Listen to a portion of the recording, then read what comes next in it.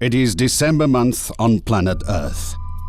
Elsewhere it is wet, green and cold. But here, hugged among the countries of South Africa, Botswana and Namibia, it is not.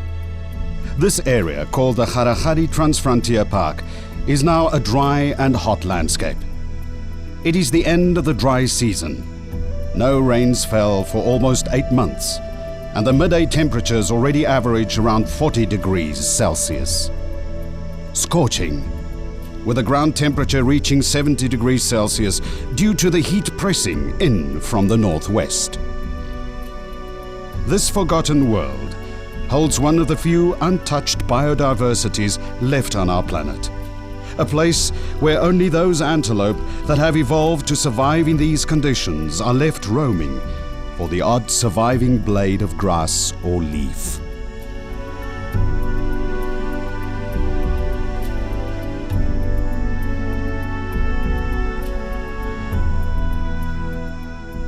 But there's a restlessness now, an instinct passed on through the centuries, witnessed in those species that can sense that the heavens are about to gush new life.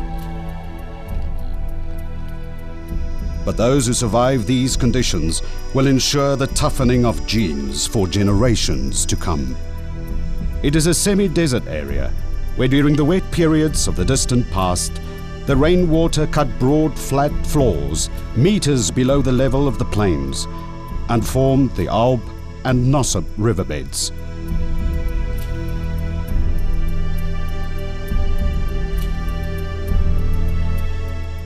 The river valley of the Auob forms the most impressive landscapes in this otherwise monotonous desert-like surrounding.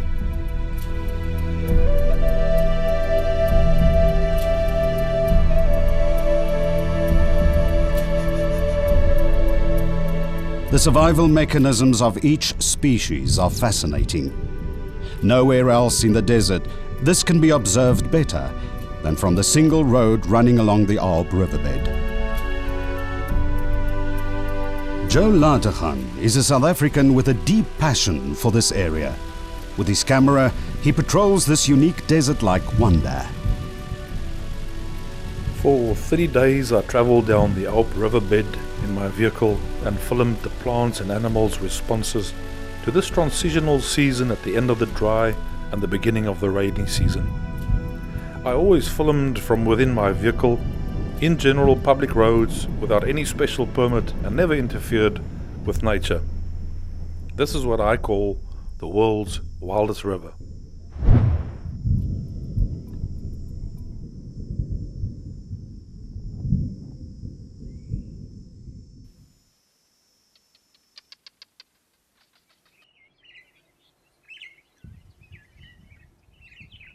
The dunes to the south of the Auob riverbed are bound by grasses, and the most important tree in the dunes is the shepherd's tree. Water reaches the roots of the dune plants easier and quicker due to the large grains of sand, but it dries up fast.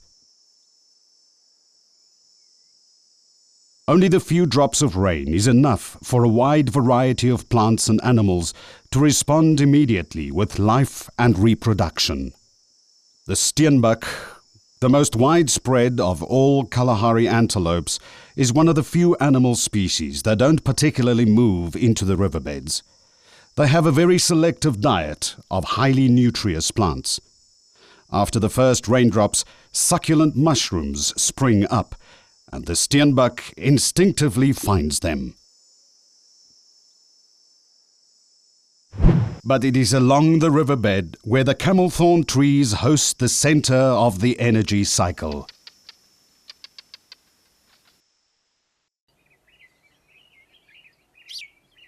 With the evaporation rate 10 times higher than the annual rainfall, the sun quickly takes care of any moist. The few drops of rain and the sunlight create the ideal conditions for desert plant species to flower within days, and in turn trigger the insects that pollinate them to ensure that the seeds return to the soil before drought could kill the plant. A good example of how the desert life evolved here can be seen in the Driedoring bush that has the ability to flower immediately after only a few drops of rain, but will dry out completely if no good follow-up rains occur. It therefore wastes no energy in producing leaves until the plant receives enough water. These nutritious flowers soon provide some of the first nourishment when most of the other plants need more water to produce leaves.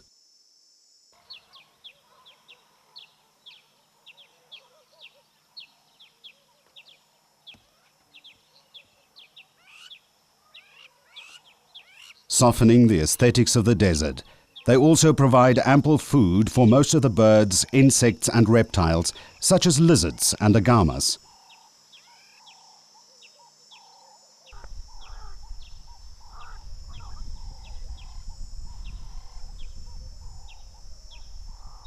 A common sight along the riverbed is the agamas that feed from the top of these Driedoring bushes on passing butterflies and other insects.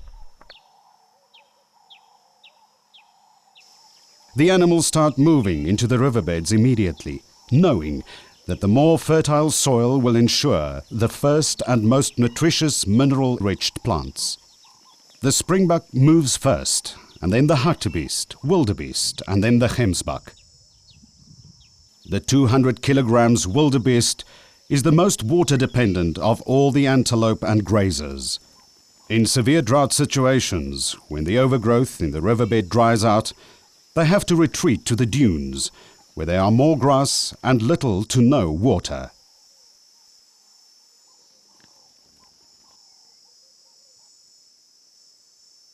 An antelope species that without a doubt favours the harsh desert habitat is the Springbuck. Here in the desert they grow up to a third larger than elsewhere in South Africa's more moderate climates. At least a hardy parabos have started producing leaves to the Springbuck's delight. It is said that the Springbuck's rate of reproduction is higher than that of any other antelope. Each adult ewe produces a lamb each year, regardless of the condition of the veld. She can even produce 2 lambs over a 13-month period. At around 220 kilograms, the Gemsbok is the second largest of the antelope that frequent the riverbed. During dry conditions, they prefer the dune areas. They will then only return to the riverbed to get minerals through eating mineral-rich sand or drinking mineral-enriched water from some boreholes. Their preference for minerals can be seen clearly by this one, completely devouring the Springbuck's carcass's leg within an hour. By allowing his body temperature to fluctuate, the Gemsbok maximizes energy utilization. With no water around and exposed to extremely high temperatures, he can raise his body temperature to 45 degrees Celsius. Most animals die when their body temperature reaches 42 degrees Celsius. By increasing their body heat, they can retain high volumes of water because they don't sweat. This enables them to stay alive by cooling off the blood just before it enters the brain through a fine network of blood vessels around the nasal sinuses. Gemsbok occur in small herds of 5 to 20, but form temporary groups of around 150 for short periods at times. These antelope have no specific mating seasons, but the highest number of calves are dropped in the late winter. Gemsbok are territorial. By spreading out their breeding throughout the year, they ensure that at least some will survive. They also in turn provide food for the large predators throughout the year.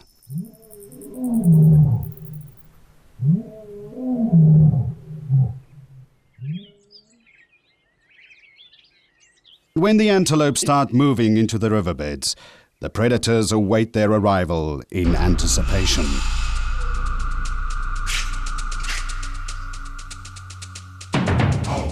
Yet the onset of the rainy season always causes greater concentrations of larger prey in and along the riverbeds. It is then that the lion prides patrol the riverbeds or use the dunes as lookouts for potential prey that move up and down the riverbed. A movement that would provoke any scavenger's tummy to a roar.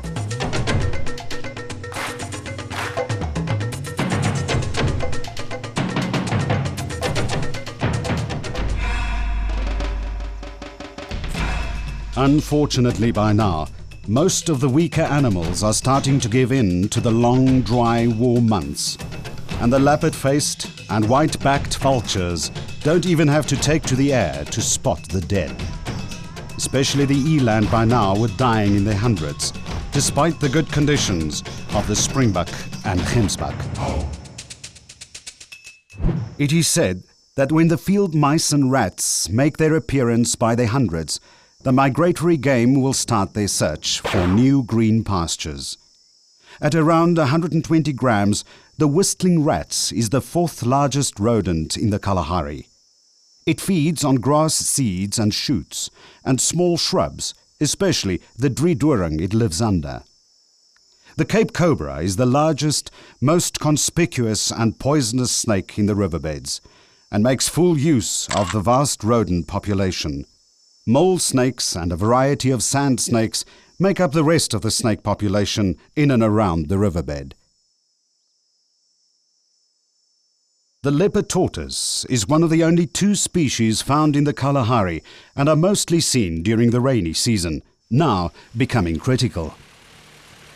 Due to the remoteness and aridity, the government in 1914 sunk a series of boreholes along the Auob Riverbed and appointed guards to protect them.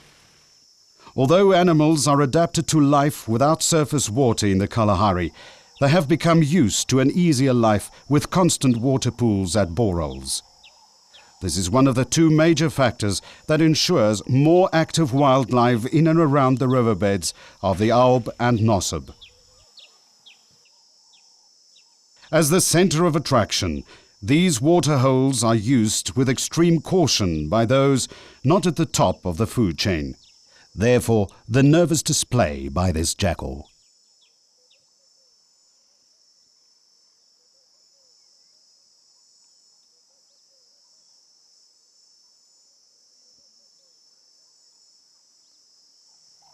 Although this jackal seems to be uninterested in anything, it is exactly how they behave before they attack.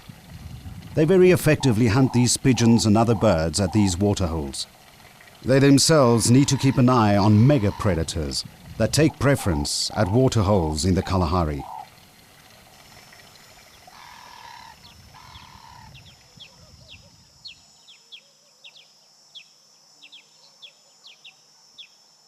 It is a known fact that lions are extremely aggressive in the Kalahari. Due to the habitat, male lions fight more frequently than elsewhere. The only thing they seem to tolerate is the love of their lives.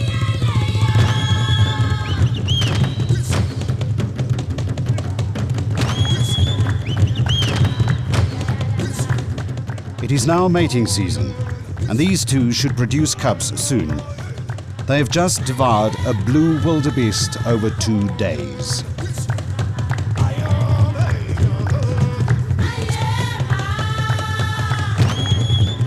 Beside the waterholes, the invaluable shade of the Camelthorn trees along the riverbed is the other main reason larger animals frequent the river valleys. Why don't you drink less water? Now give me a bit of space, please.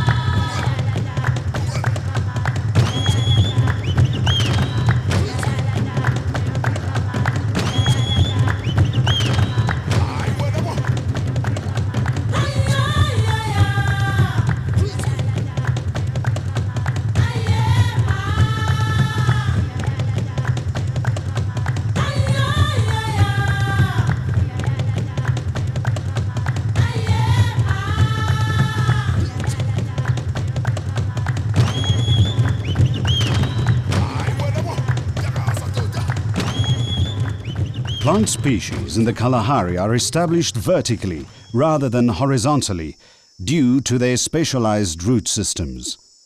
This maximizes effective catchment of the little rainwater. This is also the reason for little growth niches and the dominance of a few plant species. Despite of that, the Kalahari delivers the highest production of natural felt in South Africa. The most important and dominant plant species along the river valleys is the Camelthorn. The reason they are so prolific along the riverbed is because of their root systems that can penetrate down to 40 meters, tapping into underground water. They also provide a shady lounge for almost all the action along the Auob Riverbed. This is due to the heightened biodiversity within the immediate area of the tree.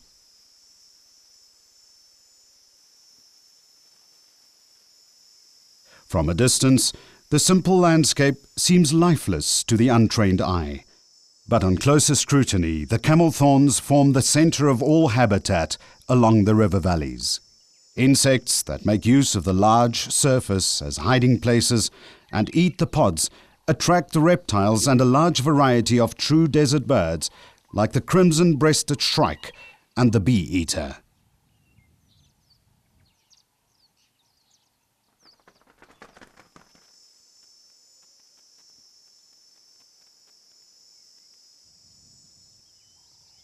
The name Camelthorn derives from its first scientific name that used to be Acacia giraffi.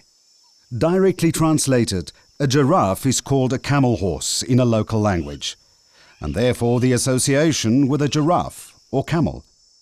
Of course, this name was given due to the fact that the giraffe has a specifically adapted tongue and lips that can avoid thorns when feeding on the camelthorn tree. The leaves are highly palatable, with a protein content of 17% and digestibility of 35%. But it can cause severe prussic acid poisoning during overutilization, especially during drought periods. These trees are seldom used by caterpillars. They can grow for up to 300 years. The giraffe used to roam the northern parts of the southern Kalahari and was successfully introduced to the Kalahari in 1990 after a long absence. They were monitored for 8 years before they were released in the Auob Valley. Although trees are scarce, the giraffe have no competition for the medium to high leaves on the camelthorn trees. They are also the only animals that can forage in the center of the wide shrubs like the swarthak. No one is perfect, and although they are well suited to forage the leaves on these trees, they do get nabbed by the odd thorn. This one has managed to work out which kind of branch to use as a thorn scraper for its tongue and mouth. Darwin stated that the long neck of the giraffe is due to the advantage of reaching food even an inch higher than others, gives a serious advantage to individuals. Therefore, the evolution to longer necks.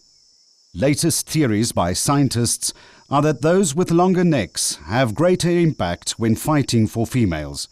Therefore, a distinct advantage to the species with the longer necks.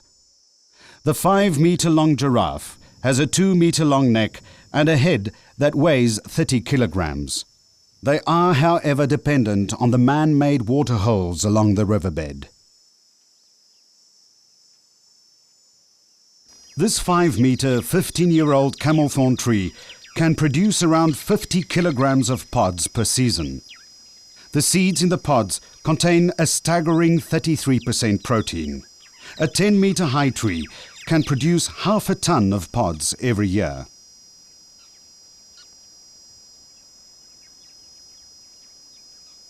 Many insect species, lizards and rodents shelter and live in the camelthorn tree, especially during the flowering season.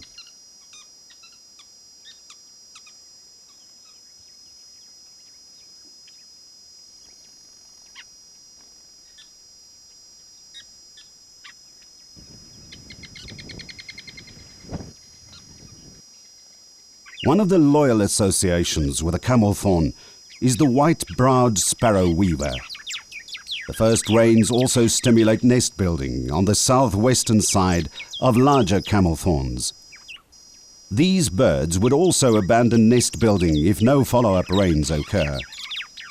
Only one female in a colony of around 6 birds will breed and incubate the eggs. The others will help feeding the chicks, while the most dominant one would utilize all his energy to defend the nest against intruders. Pods dropped by the camelthorn attract many insects. Therefore, the weavers have a pantry right below their accommodation, where there's normally a hype of activities.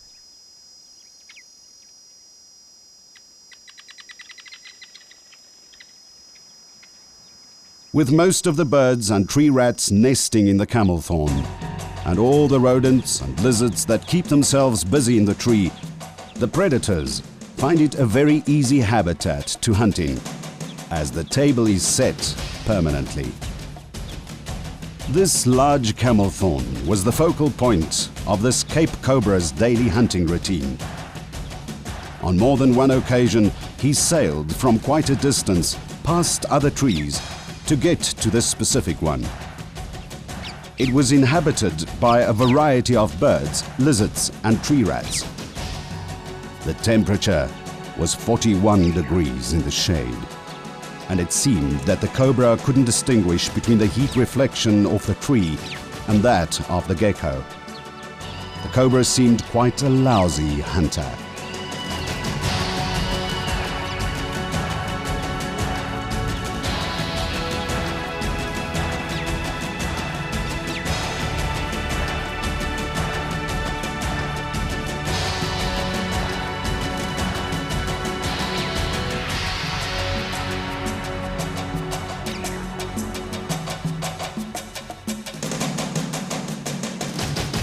Another animal closely associated with the camelthorn is the Kori Bustard.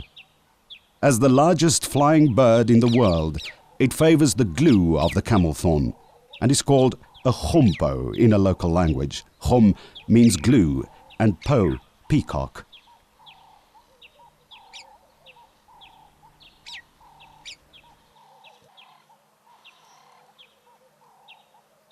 Part of the Kalahari and riverbed landscape, and almost an extension of the Camelthorn tree, is the sociable weavers' nests.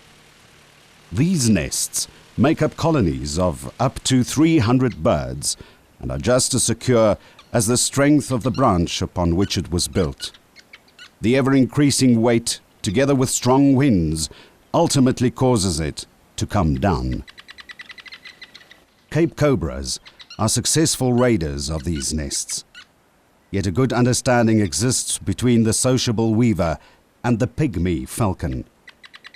Measuring 20 centimeters from beak to tail, the pygmy is the smallest raptor in Africa. The weavers allow him to occupy some of the chambers in the nest for the sake of protection against smaller snakes. High camelthorn branches allow these small raptors to have a 360 degrees visibility.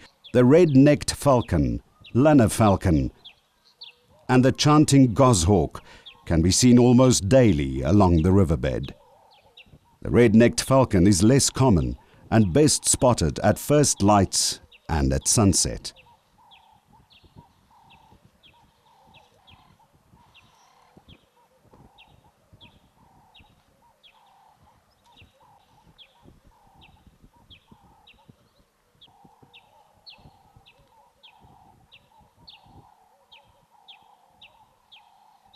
But the openness of the riverbed makes it the best place to observe these swift hunters of small birds. Lanner falcons use camelthorn trees and windmills to attack from. They prey on birds, frequently drinking at waterholes, such as sandgrass. They dislike other raptors within their hunting areas and vehemently defend their territory against other raptors, such as the goshawk. Chanting goshawks, the larger of the small raptors, are easily spotted along the riverbed and adjacent dune felt, where they perch in prominent places. Unlike the other two raptors, the Chanting Goshawk spends a lot of time sitting and waiting to spot rodents, reptiles, and snakes. Another common ground dweller, and probably the most intelligent of all the animals along the Auob Riverbed, is the black crow. Recent research indicates that the cognitive sophistication of the crow is on par with primates. They are omnivores and able to invent tools to solve various challenges. They produce a sound that seems to make insects move. The call is spot on every time they dig for insects. No energy is wasted, and every dig produces a bite.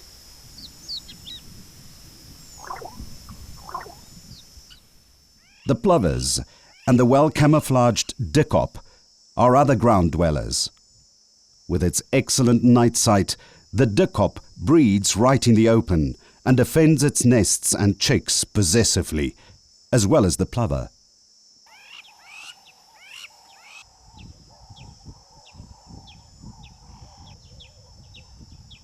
Some chicks have hatched by now, to the delight of the raptors.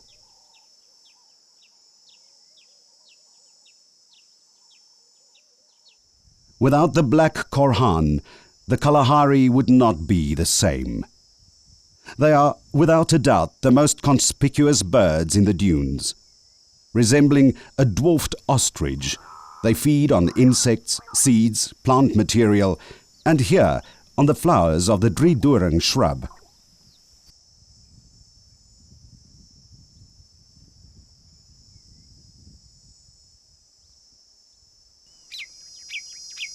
The master of all the ground-hunting raptors, unmistakably the secretary bird, a daily sight in the Auob Riverbed. They are extremely agile hunters of lizards, mice, and also kill and devour large poisonous snakes like cobra and puff adders. This often causes them indigestive problems, as the larger snakes seem to irritate their stomachs when swallowed half dead. They then have to regurgitate the snake, kill it off with a few extra kicks, and then swallow the dead reptile. This one had to regurgitate 3 snakes.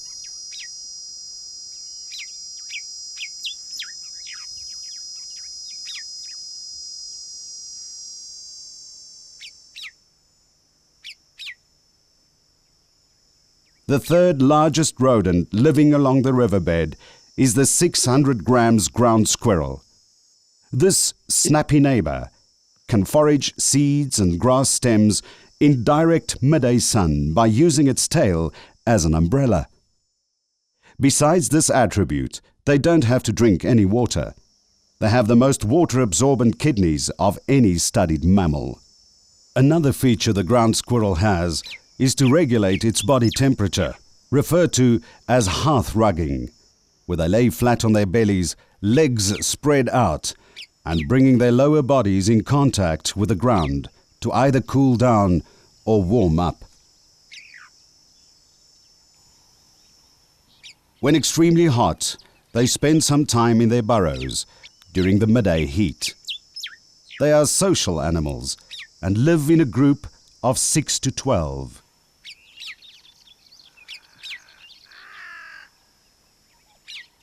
Grooming of the youngsters are non-negotiable, and these toddlers dare not resist.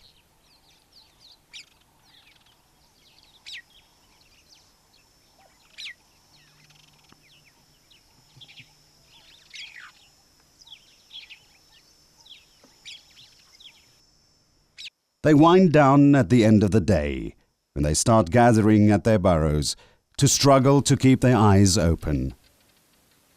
Just after sunset, they disappear underground. Often sharing the same holes and social circle as the squirrels is the similar-sized yellow mongoose. They do not share a table, though, but compete in some way with a suricate or meerkat for a bite.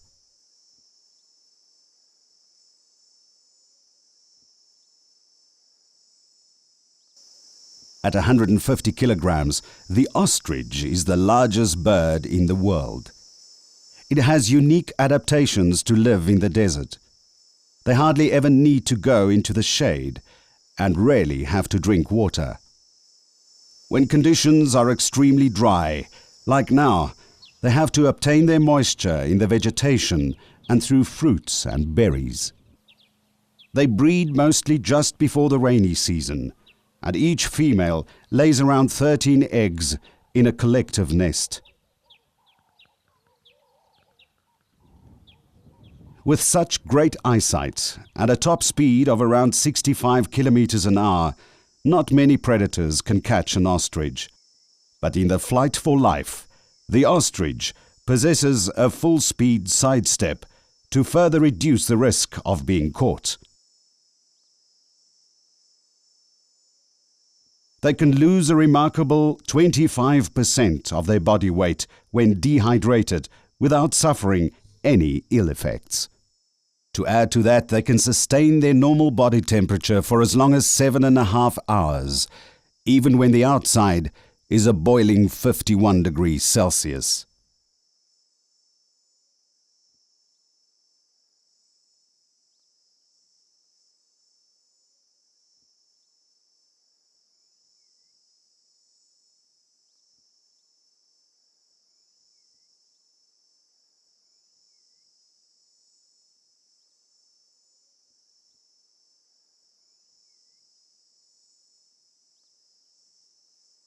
Join in, lads. The ladies prepared us a nice fine dust bath. Hurry up, chaps. The light's getting low. The challenge comes at night, when the riverbed turns into a fight for survival zone. Mere speed is sometimes not enough for one to witness another sunrise.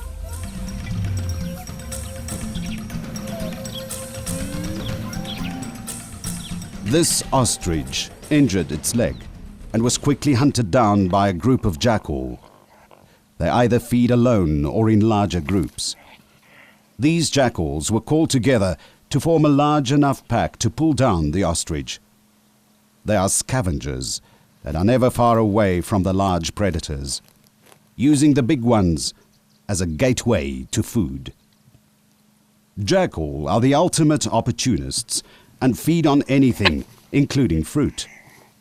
Besides scavenging, they are extremely good hunters that possess all the speed, skills, stamina, persistence and aggression to pull down rather larger game, especially when they detect injury or illness.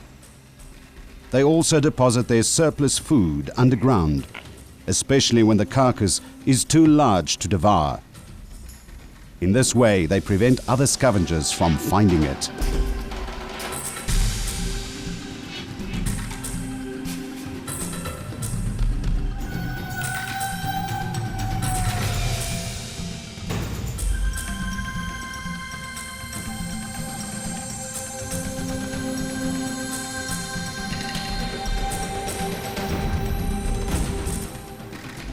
The basic family unit of the jackal society is territorial and in monogamous pairs.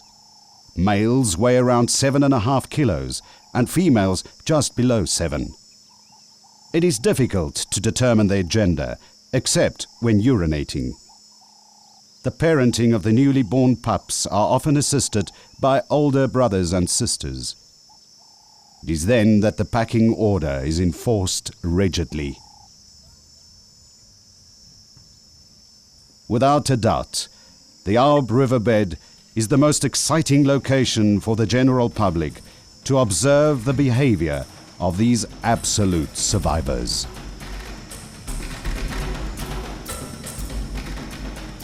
During this period in the riverbed, it's also best to view the smallest and most agile canid in the Kalahari, the Cape or silver fox. Maximum 3 kilograms, they live of small rodents, insects and lizards, and are not that interested in scavenging.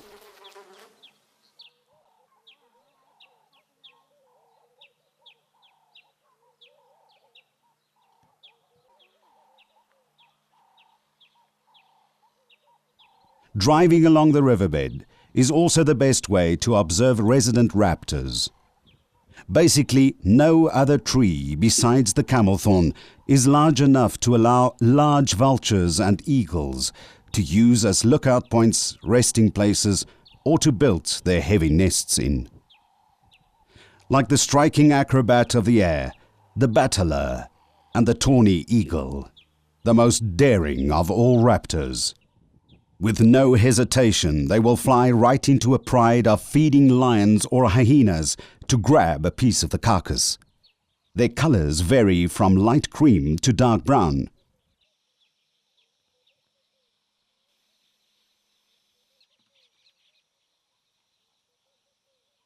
And of course, the large eagle owls are a daily sight in the mammoth camelthorns, right next to or growing over the road where they prefer to take their daily naps. With such biodiversity in and around the camelthorns, their trunks serve as encryptic message boards for basically all game, including the mega predators.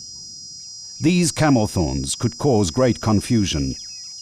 With very few trees in the desert, these trees are used for marking territories by leopard, cheetah, lion, wildcat, and other predators.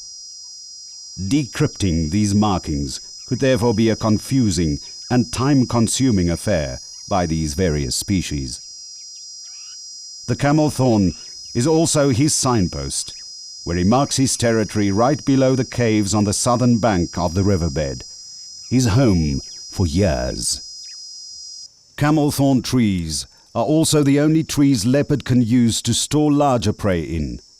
No other tree species have sufficient height to keep the prey high enough and out of reach of lion and hyena.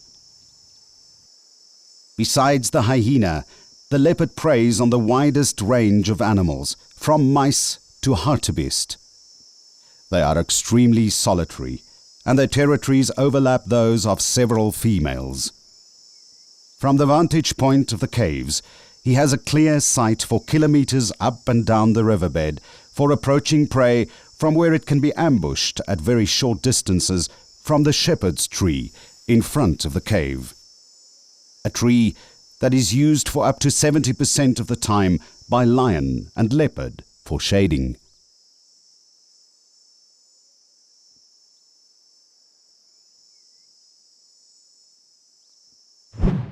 Only 5 kilometers from the leopard's cave, in the shade of another large camelthorn next to a waterhole right next to the road, these couple of lions were sleeping peacefully.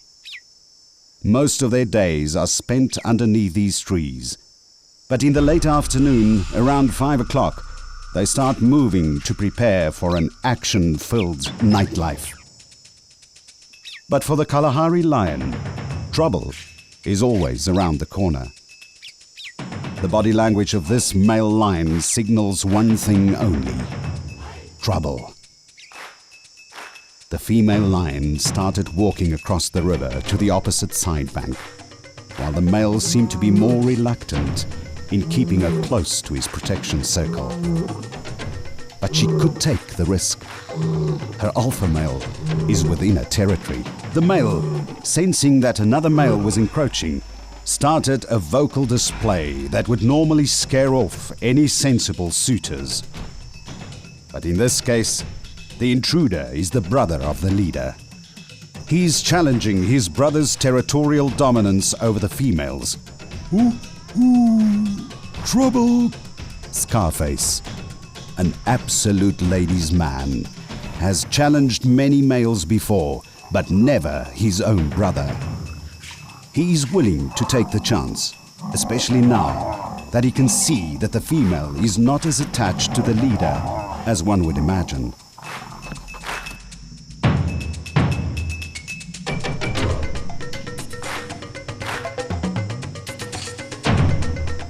With quite a few females on the loose, Scarface senses that it's better to live and fight another day, and he backs off. Maybe this would encourage his brother to stay closer to his female.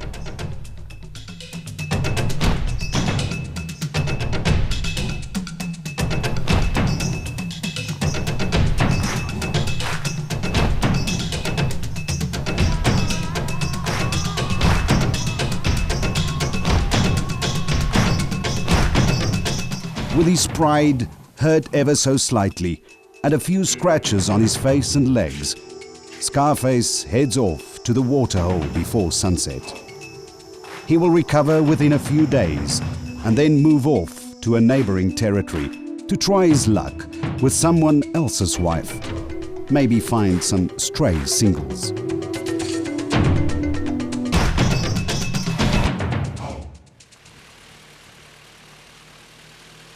There is more moist in the air this morning. This, together with the bobbing Agamas, are said to ensure rains within a day or two. South Africa's rain is mostly caused by an anticyclone movement that carries moist air from the warm Agama Sea current on the east coast. But the high Drakensberg and Maluti Mountains in Lesotho block most of the moist that would assist the Kalahari with much-needed downpours. The leftover moist that escapes the Lesotho Mountains contributes to some showers over the South African interior. The little atmospheric moisture left is for the Kalahari. Now back in the riverbed, the massive cumulonimbus clouds around midday will definitely help Joe to see the first good downpours of the onset of the rainy season.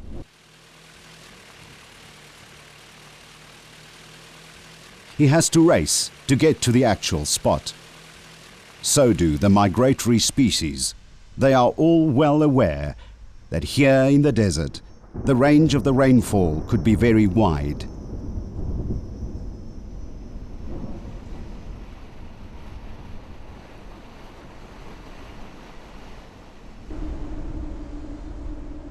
These paddles will not last for more than 12 hours, as the evaporation rate in the Kalahari is 10 times more than the rainfall itself.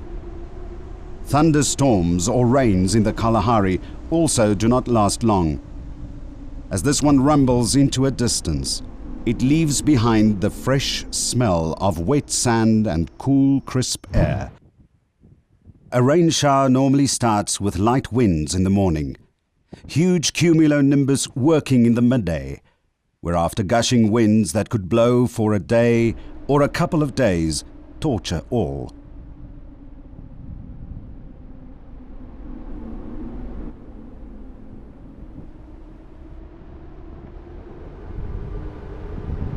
The sandstorms that follow form a blanket over the desert, and then rain would fall for a few minutes.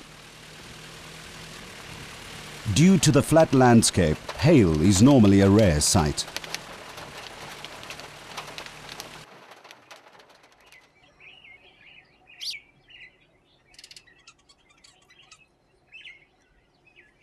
And although the riverbed was now filled with pools of water, it usually comes too late for many forms of life.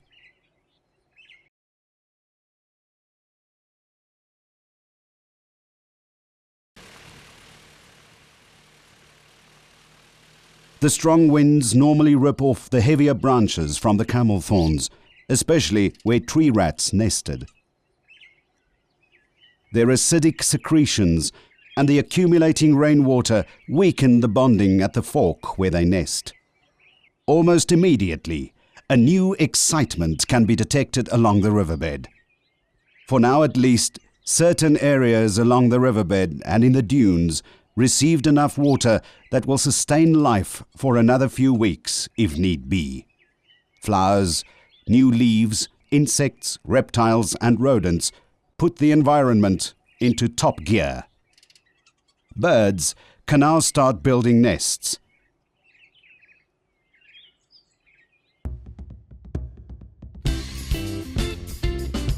Animals are now concerned mostly with impressing and selecting partners. Males remain close to females.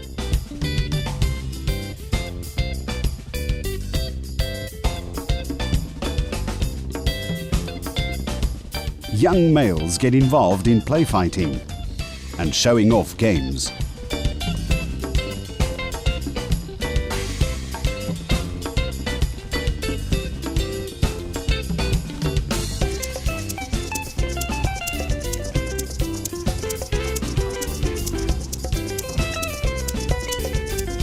For those at the top of the hierarchy, it is time for serious fighting, injury, and even death.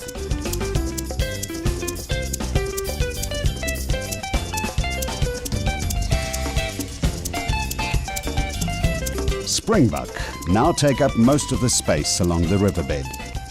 At this time, the rams, inhabiting their own space along the riverbed, gather as many ewes they can handle. They keep them together and mate with each one that is receptive. If a ewe escapes from this area, she becomes the property of the herd of neighboring males. 3 weeks after the fight with his brother, Scarface has managed to round up a pair of beautiful females. As expected, he mates with them and now fulfills his role as guardian, even in 44 degrees Celsius. Clearly more determined not to lose his ladies to any other male, including his brother.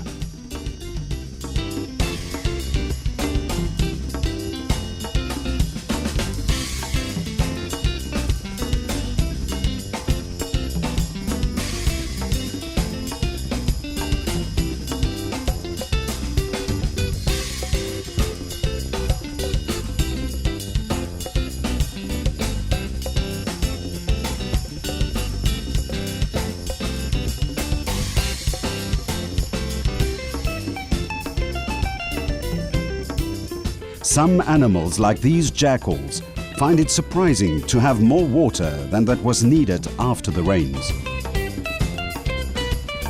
And the tortoises can now feast on new shoots without walking for miles.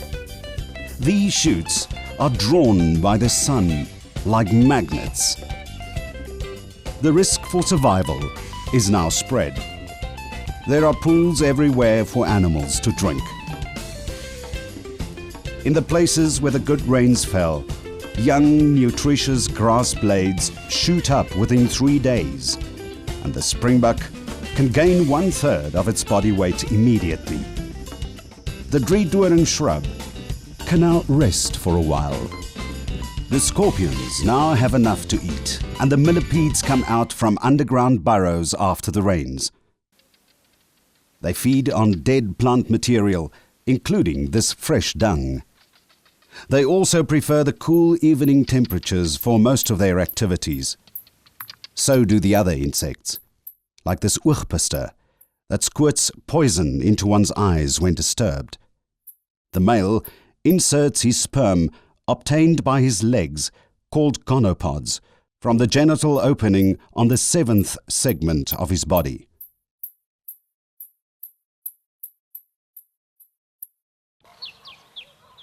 The sun, instrument of death in the absence of water, is now the major giver of life for all plant life.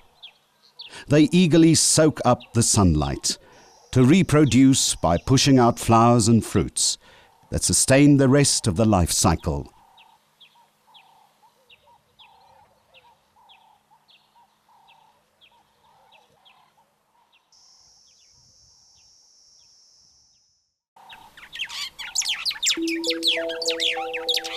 The rare, wild, small spotted cat, smallest of the cat species along the riverbed, will now catch some of his last butterflies. Food is becoming plentiful, as many rodents have already started giving birth. And the deep sand hole, used as a daily dust bath by the ostriches, now retains water longer than the rest of the flat riverbed. These holes are used by animals to drink from long after the rest of the rainwater has dried up after the rains.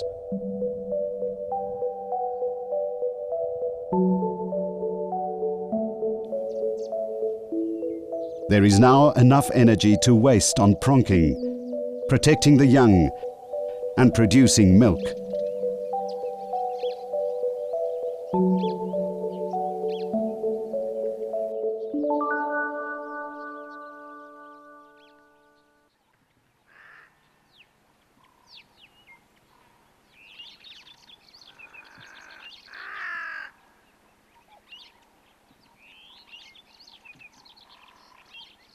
This Springbok calf can now only use natural camouflage to evade predators. Within a month, it will use its own speed to stay ahead of those lethal jaws, with the same swiftness as its parents.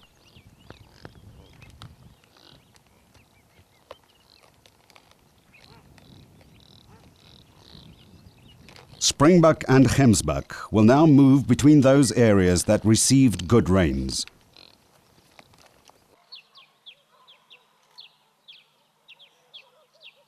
On the last night of Joe's visit to the Kalahari, Jupiter and Saturn made their rare visit to the moon.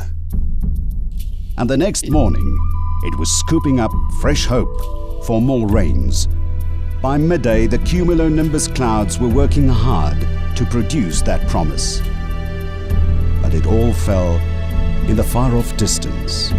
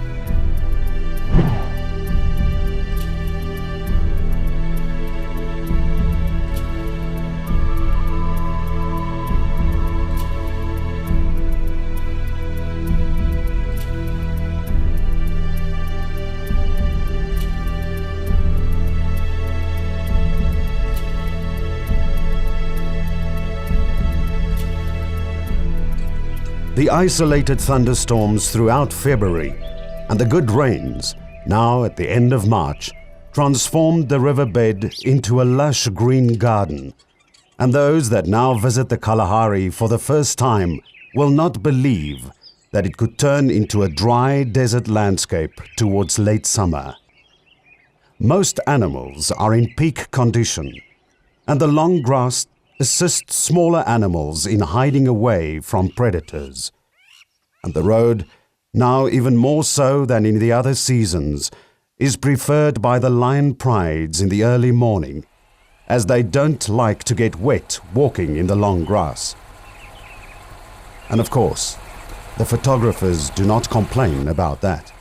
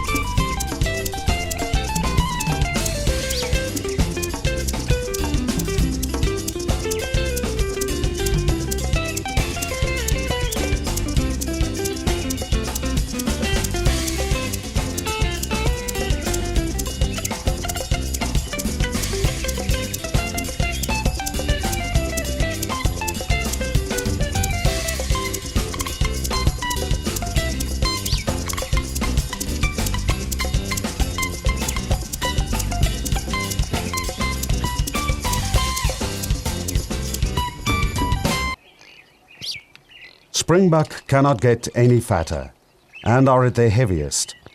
They now only feed for a few hours during the day.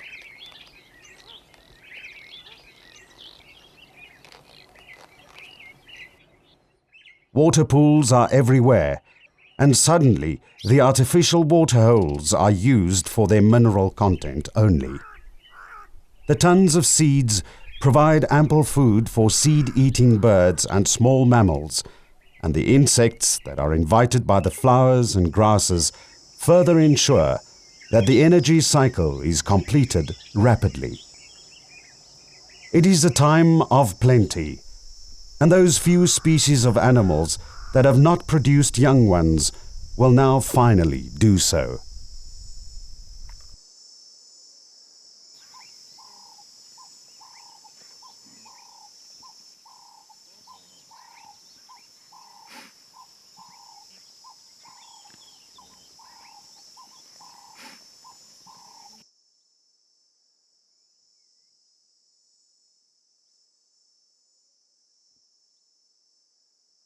If you see a springbuck in this stance, you can bet your house there is a large predator in sight. Lion are now only camouflaged by the dunes.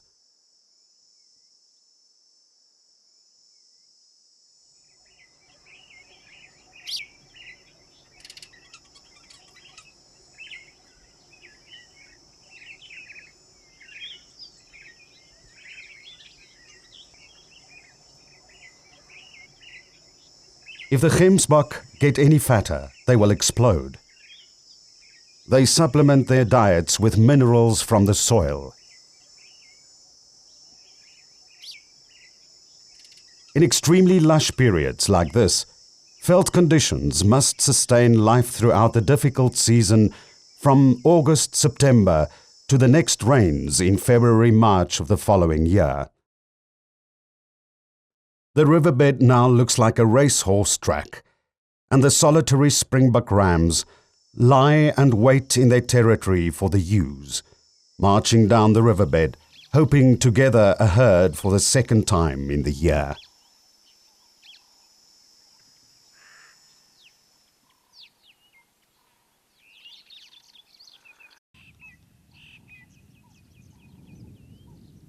Devil thorn flowers cover the northern face of the riverbed as they get the first and last sun rays of the day, as well as the kaleidoscope of other flowers. Just a few weeks earlier, it seemed unimaginable in this harsh ecology.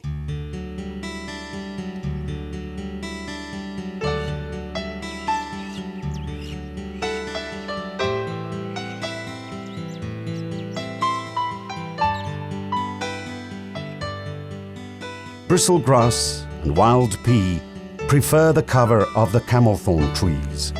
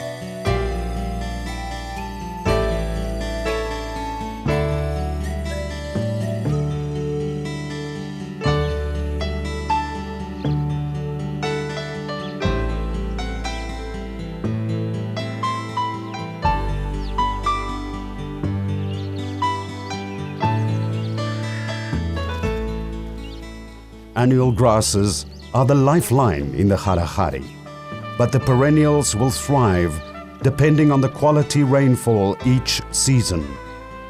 This season, however, they are in abundance. For the jackal, the grass is of good assistance in many ways, but for the lion, it could be a disadvantage, as they stand out more against the green backdrop compared to the rest of the year, when the habitat is predominantly the same color as the lion.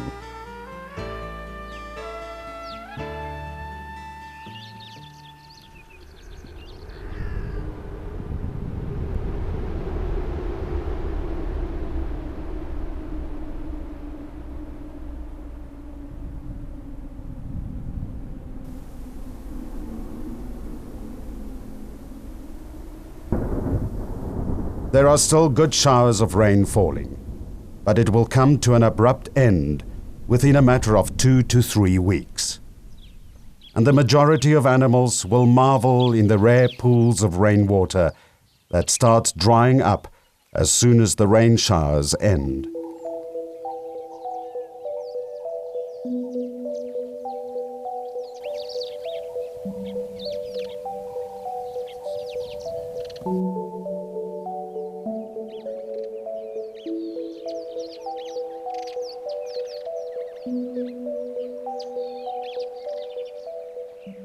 The terrapins and frogs need to move from drying up pools to the pools that they think will last the longest, before hiding underground for months, till the next year's rain or the year thereafter.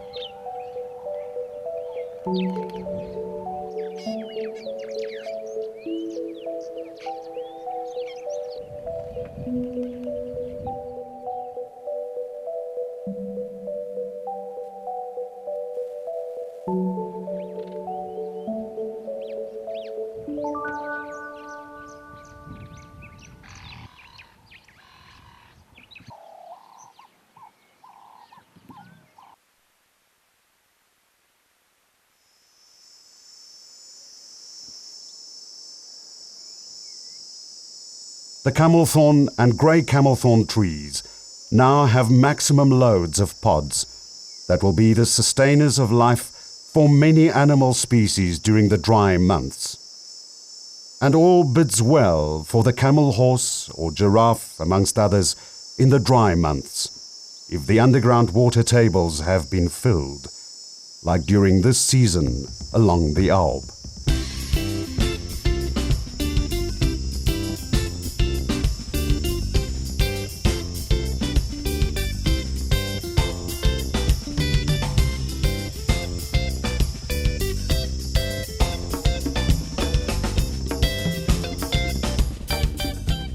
Driving out of the park, it seems as if I'm leaving some tropical desert.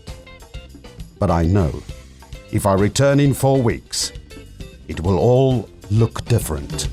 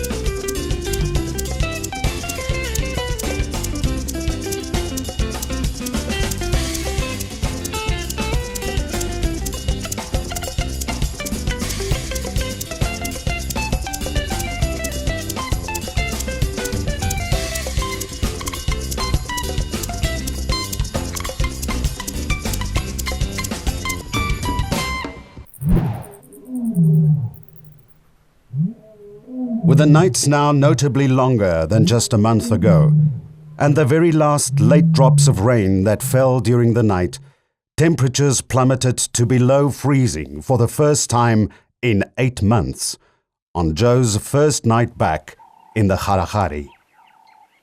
The carpet of green grass that covered the riverbed and the embankments has almost overnight turned into a soft, beige grass landscape, more familiar to the animals and man.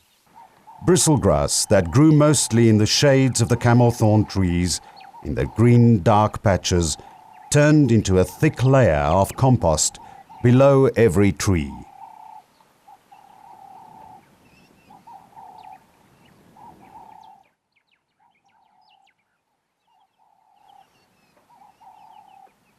There's also no sign of the wild peas that grew with the bristlegrass and the tumbleweed.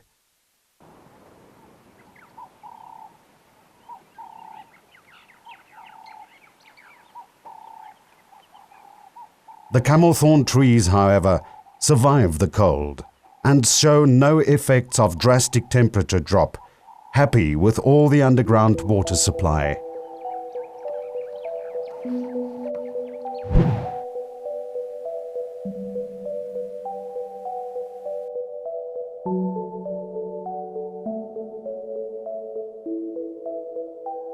Let's take a look at a typical day during this transitional phase from the wet to the dry season.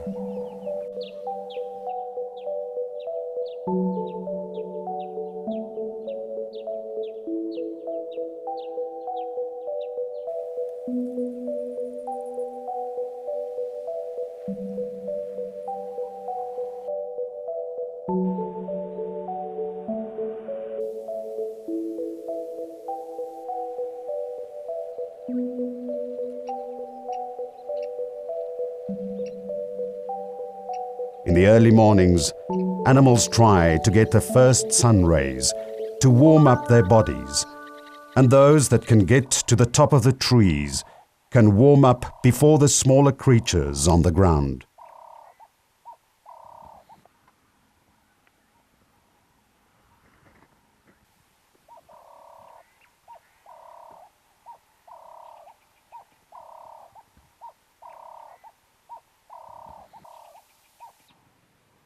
Raptors take advantage of the small birds and reptiles that are still slow moving due to the cold and are more successful at this time.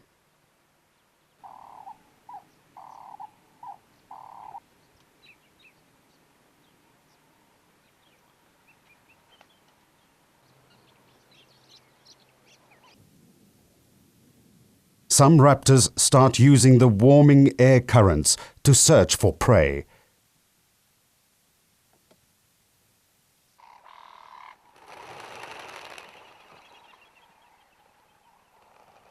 Especially birds that need to drink at the water holes around 9 to 10 o'clock.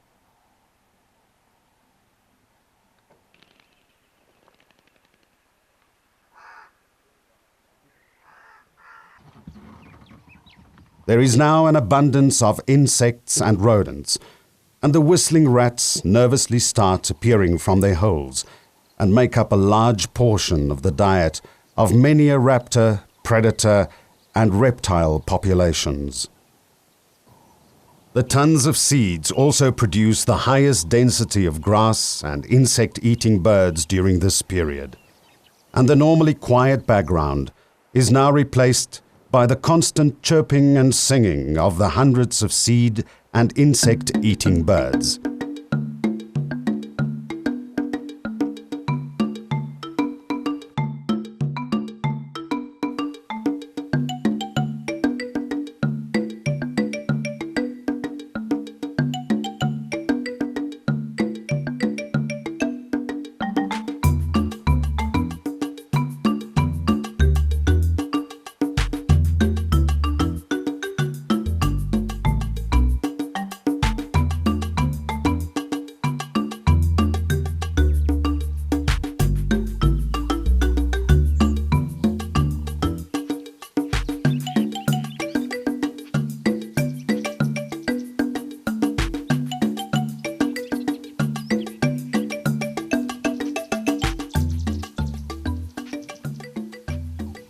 When it is warm enough for some of the eagles that now started breeding, the Springbuck herds start moving down to the riverbeds.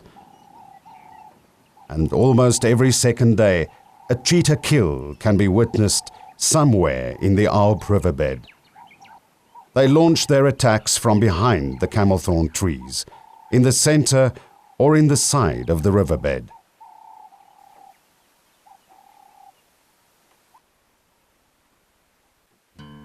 Springbuck are at the peak of their condition, although they don't suffer easily.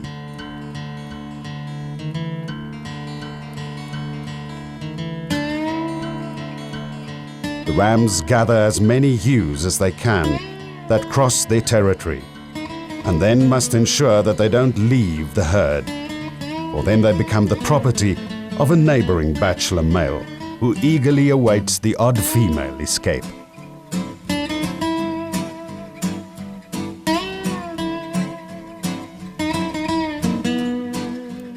This endless chasing of the females, fighting off other males and mating, use so much energy that the males lose a third of their body mass.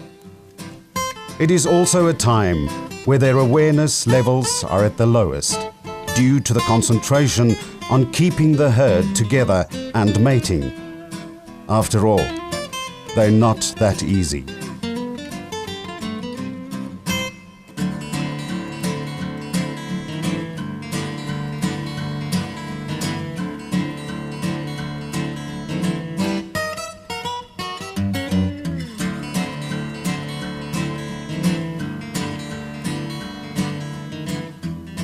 Speaking of hyperactivity, the sociable weavers seem never to stop building onto or replacing their communal homes. Gemsbok can now be seen in great numbers in the riverbed during April-May, when the grass have matured, but will soon move into the dune veldt as conditions dry out. They will only return to the riverbeds from time to time for minerals mostly.